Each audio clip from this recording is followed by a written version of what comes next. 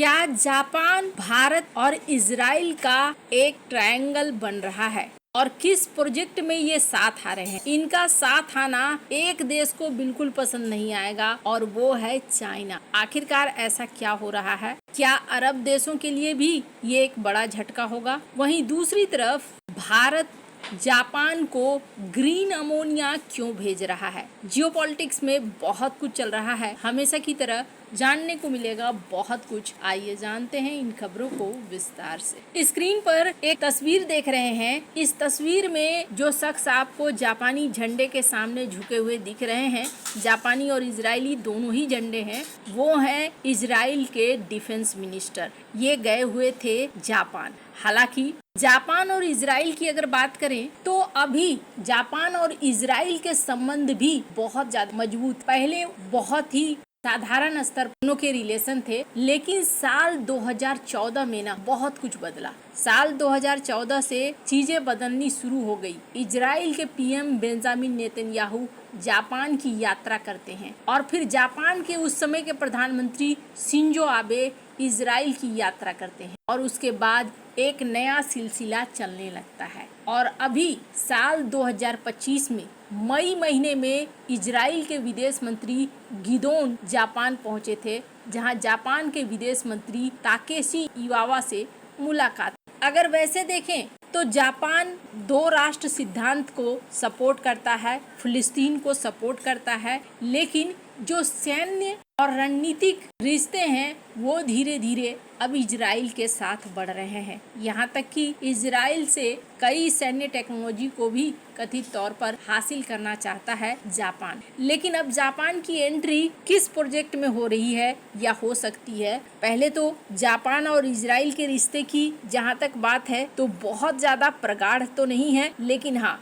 दोस्ती अच्छी है इनकी। पर इन सब में भारत एक अहम रोल पे है। भारत और जापान के रिश्ते किसी से छिपे हुए नहीं हैं। अभी अगर बात करें तो जापान भारत से बहुत सारे लोगों को हायर करना चाहता है। जापान एक बड़ी समस्या से जूझ रहा है और वो समस्या है उनकी घटती हुई जनसंख्या। स्क्रीन पर एक आर्टिकल देख सकते हैं। जापान को भारत से टेक्निकल लोग भी चाहिए। जापान की कई एडवांस इंडस्ट्रीज में स्किल्ड लोगों की कमी हो रही है। कहा जा रहा है कि जापानी गवर्नमेंट अब कई प्राइवेट कंपनियों से बातचीत कर रही है ताकि भारत के ग्रेजुएट स्टूडेंट और रिसर्चर्स को कई अलग अलग कंपनियों में, यूनिवर्सिटीज में हायर किया जा सके। जापान की साइंस और टेक्नोलॉजी एजेंसी एक प्रोजेक्ट को सपोर्ट कर रही है, जिस प्रोजेक्ट का नाम है लोटस प्रोग्राम, और इसके जरिए भारत के टेक्निकल लोगों को हायर करने की कोशिश कर रही है। आईआईटी से, बायोटेक्नोलॉजी के सेक्टर से, एनर्जी के सेक्टर से, मटेरियल साइंस के सेक्टर से और क्वांटम साइंस के सेक्टर से कई रिसर्चर्स को भी ये हायर कर रहे हैं और एक रिसर्चर को 3 मिलियन येन यानी कि डॉलर में अगर बात करें तो सालाना $20,000 देने की पेशकश भी कर रहे हैं। ये संबंध बताते हैं कि दोनों अब अपने रिश्तों को एक अलग लेवल पर ले जाना चाह रहे हैं, चाहे वो डिफेंस में हो या फिर टेक्नोलॉजी में क्यों ना हो। वहीं दूसरी तरफ एक और सेक्टर है जहां भारत जापान की मदद कर रहा है। वैसे तो जापान के साथ भारत ने रेयर अर्थ मटेरियल की जो डील है वो अभी रोक कर रखी हुई है। साल 2010 में जब चाइना ने जापान के रेयर अर्थ मटेरियल सप्लाई को रोक दिया था, तब जापान ने भारत के साथ समझौता किया था और भारत में उत्पन्न होने वाले रेयर अर्थ मटेरियल को भारत कुछ अंश को उस समय जापान को देता था। पर अभी चूंकि चाइना के तरफ से रेयर अर्थ मटेरियल भारत के लिए भी रोका गया है, तो ऐसे में भारत ने जापान को भेजना भी रोक दिया है। पर जापान को एक नई आपूर्ति भारत ने करी है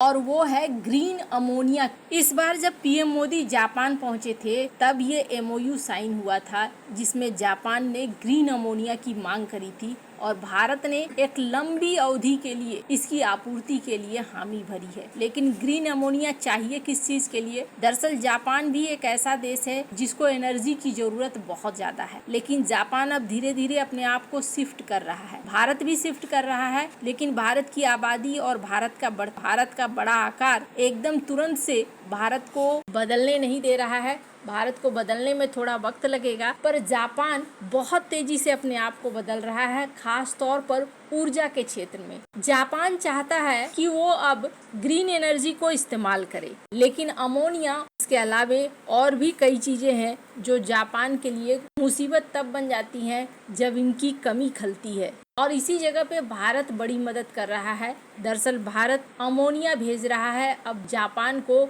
जो उसके शिपिंग, उर्वरक और ईंधन के रूप में काम आएगा। के लिए भी ये एक बहुत बड़ी बात है कि अब धीरे धीरे भारत ग्रीन अमोनिया को बेचना शुरू कर रहा है। साधारण भाषा में इसको ऐसे समझिए जैसे कि ऊर्जा के साथ साथ पेट्रोल, डीजल के साथ साथ अब भारत ऊर्जा के जो नए स्रोत हैं ग्रीन एनर्जी, उनको भी बेचना शुरू कर रहा है। जापान और भारत कई प्रोजेक्ट में एक दूसरे के साथ हैं, चाहे वो अंडमान निकोबार का प्रोजेक्ट हो या श्रीलंका का प्रोजेक्ट हो। देखने को ये मिल रहा है कि साउथ चाइना सी से लेकर भारत के हिंद महासागर क्षेत्र में जापान और भारत एक दूसरे के साथ आते हुए दिख रहे हैं। कई जगहों पर आप देखेंगे, चाहे मालदीव, श्रीलंका या फिर बांग्लादेश ही क्यों ना हो, जापान और भारत कई प्रोजेक्ट एक साथ मिलकर कर रहे हैं। अब इसी क्रम में एक नए प्रोजेक्ट की बात हो रही है और ये एकदम से अचानक से चौंकाने वाली बात हो रही है। आईमेक कॉरिडोर, जिस कॉरिडोर को लेकर ये कहा जाता है कि इजराइल गाजा में ये सब कुछ कर रहा है और इसके बाद ये प्रोजेक्ट ही आधार है जो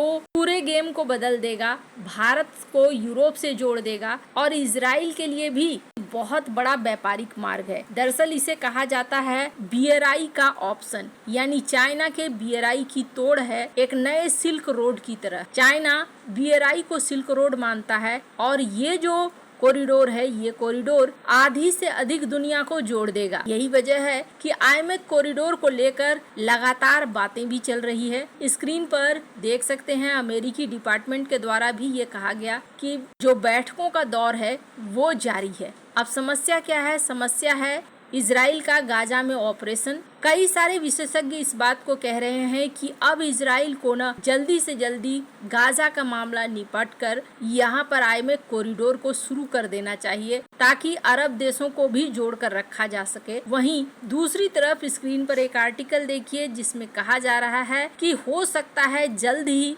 भारत और इजराइल दोनों ही जापान को भी इस प्रोजेक्ट में शामिल कर लें। अब वैसे तो जापान इनके रास्ते में कहीं पर भी पड़ता नहीं है, लेकिन जापान की इकोनॉमी भी एक निर्यात वाली इकोनॉमी है, एक्सपोर्ट वाली इकोनॉमी है माना जा रहा है। इस वजह से भी जापान को इस प्रोजेक्ट में शामिल किया जा सकता है और हो सकता है कि इसकी घोषणा हो। इजराइल और भारत दोनों ही कथित तौर पर इस मुद्दे पे बात भी कर रहे हैं। जापान अगर शामिल होता है तो रणनीतिक तौर पर भारत के लिए ये बहुत अच्छी बात होगी। आपको क्या लगता है? इन सब मामले में आपकी क्या राय है? कमेंट कर जरूर बताएं। जल्द मिलते हैं अगले वीडियो में नई खबर के साथ।